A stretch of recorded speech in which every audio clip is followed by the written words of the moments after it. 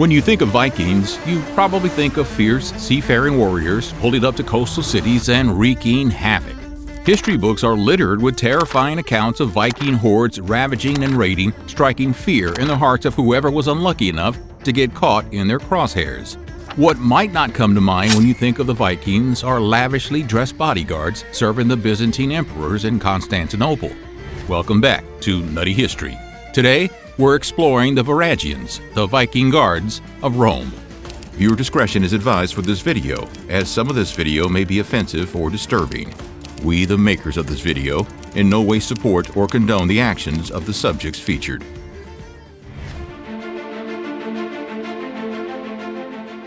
The Varangian Guard was one of the most feared and well-trained guard units in world history. It was truly an international group of mercenaries. Danish, English, and Eastern European Vikings somehow coalesced to the Eastern Roman Empire in what would become Byzantium to form an elite fighting unit that was hugely influential in military operations in the East. The Varangian Guard lasted for more than 400 years. Traces of them have been found from Syria to Bulgaria and many places in between. The Varangian Guard represented a sort of nexus between East and West, where Scandinavian, English, Eastern European, and Mediterranean cultures met. From this perspective, the Guard was a harbinger of things to come. The world was shrinking, cultures intermingling, technologies developing either peacefully or otherwise.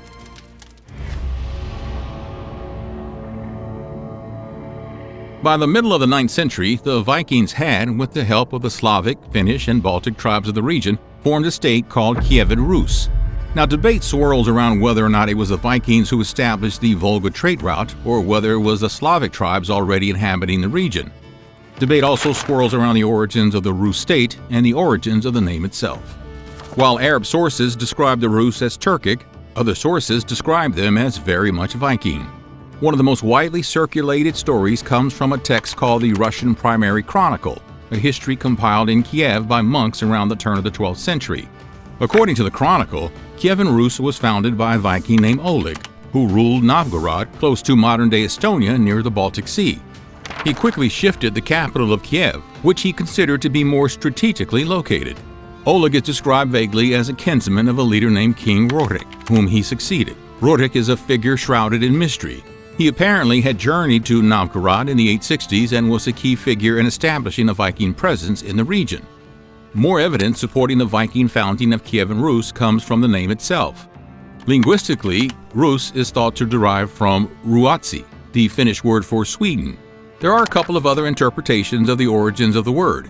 It could be related to the Old Norse word for rowers, ropsmen, a nod to the style in which the Vikings traversed the inland rivers of the region. It could also be a nod to Roslagen, the Swedish home of King Rurik.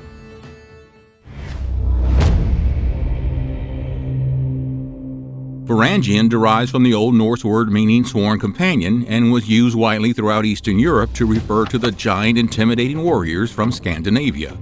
Under Oleg, the Varangians of Kievan-Rus created a pretty formidable state that eventually set its sights on the riches of Byzantium. They began ransacking and pillaging lands around the capital, Constantinople, or modern-day Istanbul.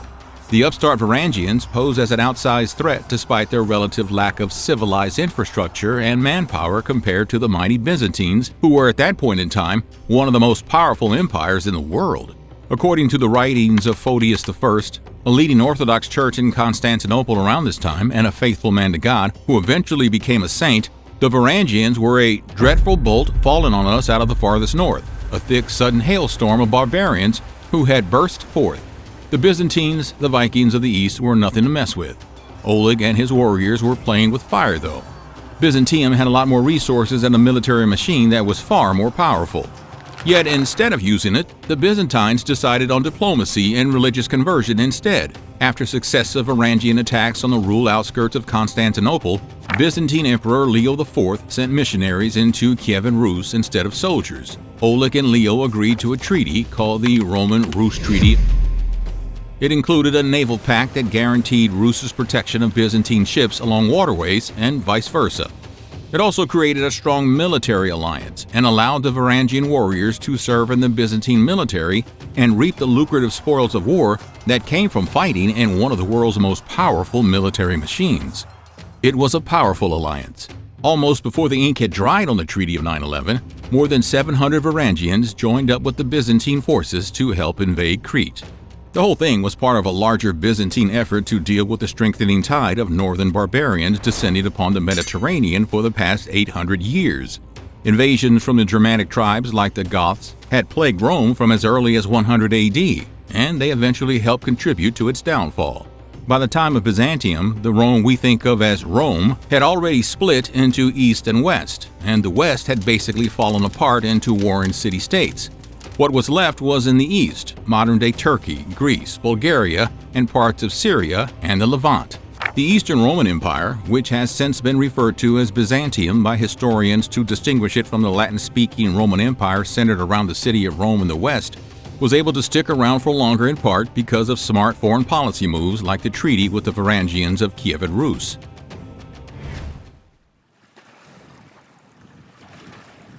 Much has been written about the Viking conquest in northwest Europe. They invaded and conquered England for a time, took parts of France, expanded into Iceland and Greenland, and possibly even touched down in northeast Canada hundreds of years before Christopher Columbus sailed the ocean blue in the year 1492. What's not so often talked about is the Viking expansion eastward. Beginning in the 9th century, they started pressing eastward from the Baltic Sea and then down through modern-day Poland, Russia, and Ukraine, using river networks to snake their way down into the Black Sea and the Caspian Sea. They were eventually able to make contact with the wealthy, culturally rich civilizations of the Eastern Roman Empire, the Sassanid Empire in modern-day Iran, and the Abbasid Caliphate on the Arabian Peninsula. The route, called the Volga Trade Route after the Volga River, which winds from northeast Russia down into the Caspian Sea, was just one part of a wildly extensive web of rivers snaking through Eastern Europe, from Scandinavia down into Germany and Poland, down into the Balkans, over into Western Russia, and down through Ukraine and into the Black Sea. Viking ingenuity, with their incredible boat-building skills and ability to navigate just about anywhere, including using logs to row their ships across land if need be, allowed them to traverse these waterways at a time when it probably seemed impossible.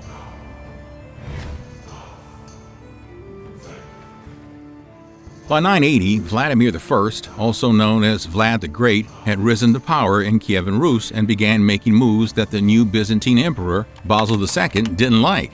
In 988, Vladimir and his Varangian forces took the Crimean town of Chersonesus, a hop, skip, and jump away from the Byzantine capital, Constantinople. Basil, meanwhile, was dealing with internal uprisings amongst his own generals. Two of them in particular, Bardos Skleros and Bardos Phokas, had begun staging rebellions and were threatening to usurp the throne. Basil needed help. In another tactical diplomatic move, he struck up an agreement with Vladimir and the Northerners. Vlad would marry Basil's sister Anne, and in exchange, Vlad would dispatch more than 6,000 Varangian warriors to help the Byzantine Emperor defend his crown against his rogue generals and their rebel forces. It was an unprecedented agreement for the times. No barbarian from the north had ever married into Byzantine royalty. One of the only reasons this was ever able to happen was because Vladimir had also agreed to be baptized and convert to Christianity. Vladimir, and much of the rest of Rus, had long been pagan. However, the Rus leader had already been shopping around for a new state religion before his allegiance with Basil and the Byzantines. Vladimir saw the adoption of different religions as a tactical move. It was common practice among a lot of the Norse rulers during the Viking Age. They were pretty open-minded when it came to religion, and many of them began converting to Christianity as a strategic way to exert more power and influence as they expanded eastward from Scandinavia. Vladimir sent envoys to different regions to get a sense of their religions and flirted with the monotheistic ones, Judaism, Islam, and Christianity. He took the fact that the Jews had lost Jerusalem as a sign that God had forsaken them, so Judaism was out. Islam didn't appeal to him because of its prohibition of alcohol. Vlad was apparently quoted as saying that drinking is the joy of all Rus. We cannot exist without that pleasure. His envoys were awestruck by Hagia Sophia, Constantinople's majestic Christian cathedral. The Christians also liked their wine. It was a perfect match. After Vladimir's marriage to Basil's sister, their alliance was solidified and the era of the Varangian Guard had begun.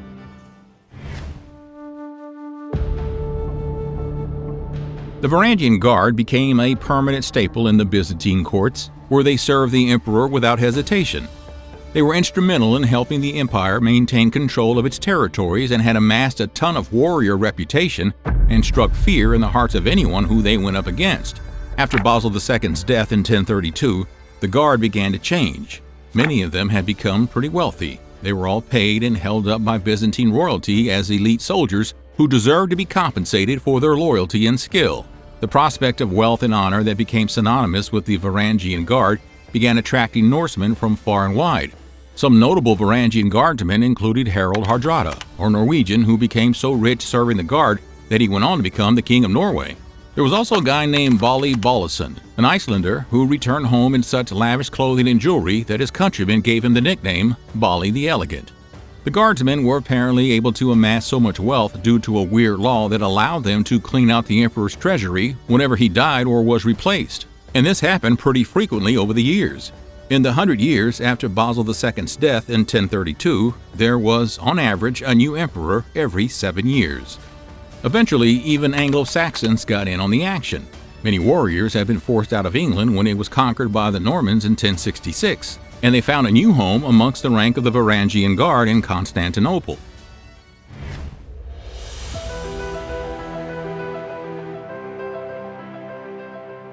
By the beginning of the 12th century, the power and fearsomeness of the Varangian Guard began to diminish. The key event that led to their eventual demise and the eventual demise of the entire Byzantine Empire was the sacking of Constantinople in 1204. The Fourth Crusade, a Western European coalition of Catholic soldiers amassed by Pope Innocent III, was on its way to try and capture Jerusalem when they took a detour and betrayed their fellow Christians by sacking the city.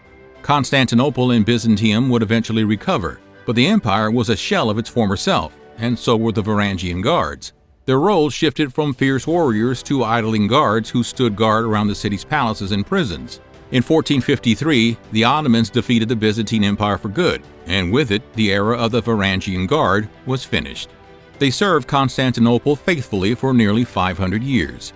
They represented a cultural melting pot of East and West, and they helped to change the course of history for one of the world's greatest empires. Thanks for watching. What's your favorite Viking fact?